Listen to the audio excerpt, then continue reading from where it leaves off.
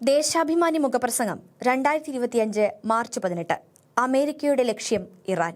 ലോകത്തിന്റെ എതിർപ്പിന് അല്പം പോലും വില കൽപ്പിക്കാതെ 15 മാസത്തിലധികം ഇസ്രായേൽ ഗാസയിൽ നടത്തിയ നിഷ്ഠൂരമായ കൂട്ടക്കുരുതിക്ക് അല്പം ശമനമുണ്ടാക്കിയ വെടിനിർത്തൽ 2 മാസം തികയും മുമ്പേ അമേരിക്ക പശ്ചിമേഷ്യയിൽ മറ്റൊരു യുദ്ധമുഖം തുറന്നിരിക്കുകയാണ്. പ്രസിഡന്റ് ഡൊണാൾഡ് ട്രംപിന്റെ ഉത്തരവനുസരിച്ച് ശനിയാഴ്ച വൈകിട്ടും ഞായറാഴ്ച പുലർച്ചെയുമായി അമേരിക്ക യമനിൽ നടത്തിയ ആക്രമണങ്ങളിൽ കുട്ടികളും സ്ത്രീകളുമടക്കം 53 പേർ കൊല്ലപ്പെട്ടു.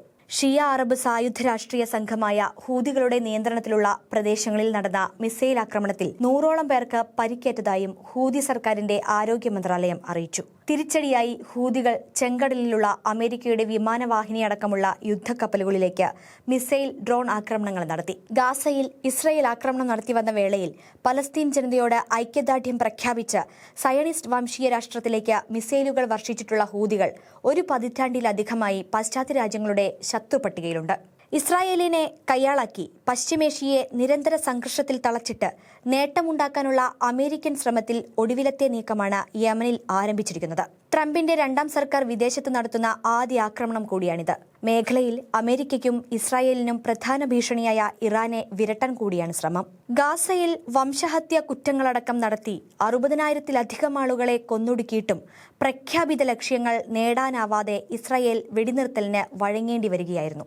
ആ നാണക്കേട് മറയ്ക്കാൻ കരാർ വ്യവസ്ഥകൾ കൃത്യമായി പാലിക്കാതെ ഇസ്രായേൽ വെടിനിർത്തലിനെ അനിശ്ചിതത്തിലാക്കുകയും കരാർ ലംഘിച്ച് ഇടയ്ക്കിടെ ഗാസയിൽ ആക്രമണങ്ങൾ നടത്തുകയും ചെയ്യുന്നുണ്ട്. കഴിഞ്ഞ ശനിയാഴ്ചയും ഗാസയിൽ 4 മാധ്യമപ്രവർത്തകരടക്കം 9 പേരെ ഇസ്രായേൽ ഡ്രോൺ ആക്രമണത്തിൽ കൊന്നു. ഹമാസിന് നിയന്ത്രണമില്ലാത്ത വെസ്റ്റ് ബാങ്കിലും പലസ്തീൻ ജനതയ്ക്കെതിരെ ഇസ്രായേലി സൈന്യവും ജൂത കുടിയേറ്റക്കാരും ക്രൂരമായ അതിക്രമങ്ങൾ തുടരുന്നുണ്ട്. ഇസ്രായേൽ സാധാരണ ജീവിതം അസാധ്യമാക്കിയ ഗാസയിലേക്ക് ലോകത്തിന്റെ സഹായമെത്തുന്നതും സയണിസ്റ്റ് രാഷ്ട്രം തടയുന്ന സാഹചര്യത്തിൽ അതിനെതിരെ ഹൂതികൾ നൽകിയ മുന്നറിയിപ്പാണ് ഇപ്പോൾ ട്രംപിനെ ചൊടിപ്പിച്ചത്. എന്നാൽ അമേരിക്കയ്ക്ക് ഭീഷണികളിലൂടെയും ആക്രമണങ്ങളിലൂടെയും മെരുക്കാൻ കഴിയുന്ന ശക്തിയല്ല ഹൂതികളെന്നാണ് അവരുടെ ചരിത്രം തെളിയിക്കുന്നത്. പാശ്ചാത്യ രാഷ്ട്രങ്ങളുടെയും മേഖലയിൽ അവയുമായി സഖ്യമുള്ള സുന്നി അറബ് സർക്കാരുകളുടെയും പിന്തുണയുള്ള ഭരണാധികാരികളെ തുരത്തി തലസ്ഥാനമായ സനായ അടക്കം യമന്റെ പകുതിയിലധികം ഭാഗവും ഒരു പതിറ്റാണ്ടായി ഭരിക്കുന്നത് ഹൂതികളാണ്. അമേരിക്കയുടെയും യൂറോപ്യൻ രാജ്യങ്ങളുടെയും നിർലോഭമായ സഹായത്തോടെ സൗദി അറേബ്യയുടെ നേതൃത്വത്തിൽ അറബ് രാഷ്ട്ര സഖ്യം 2015 മുതൽ 7 വർഷം ഹൂതികളെ പുറത്താക്കാൻ യമനിൽ കനത്ത ആക്രമണം നടത്തിയെങ്കിലും ലക്ഷ്യം കാണാനാവാതെ 2022 പിൻവാങ്ങുകയായിരുന്നു. ഇക്കാലത്ത് സൗദി സഖ്യം ഹൂതികൾക്കെതിരെ 75,000-ലധികം വ്യോമാക്രമണങ്ങൾ നടത്തിയതായാണ് പാശ്ചാത്യ മാധ്യമങ്ങളുടെ കണക്ക്. ഒടുവിൽ വെടിനിർത്തൽ ഉണ്ടായിട്ടില്ലെങ്കിലും 2022 മാർച്ചിൽ താൽക്കാലിക യുദ്ധവിരാമ കരാർ ഒപ്പിട്ടാണ് സൗദി സഖ്യം തലയൂരിയത്. ഹൂതികളുടെ പ്രത്യാക്രമണത്തിൽ സൗദി അറേബ്യയുടെയും UAEയുടെയും മറ്റും ഊർജ്ജ വ്യോമയാന സംവിധാനങ്ങളിൽ കാര്യമായ നാശമുണ്ടായിരുന്നു. തങ്ങളുടെ സ്വപ്നമായ നിയോം സ്മാർട്ട് സിറ്റി പദ്ധതിക്കും ഊർജ്ജ പദ്ധതികൾക്കും നേരെ ആക്രമണം ഉണ്ടാവാമെന്നതിനാൽ ഹൂതികളുമായി യുദ്ധം പുനരാരംഭിക്കാൻ സൗദി അറേബ്യയ്ക്ക് താൽപര്യമില്ല.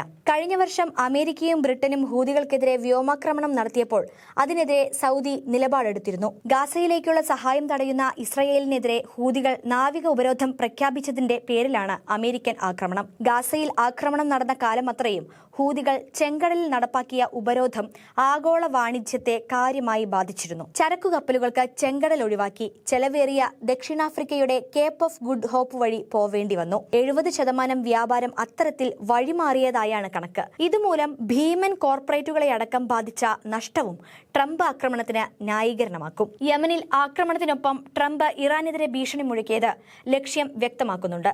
മേഖലയിൽ സമാധാനത്തിന് പ്രധാന തടസ്സം അമേരിക്കൻ പിന്തുണയുള്ള ഇസ്രായേലിന്റെ നടപടികളാണ് എന്ന് തിരിച്ചറിഞ്ഞ് നിലപാടെടുക്കാൻ ഇന്ത്യയടക്കം ഇതര രാജ്യങ്ങൾ തയ്യാറാവണം.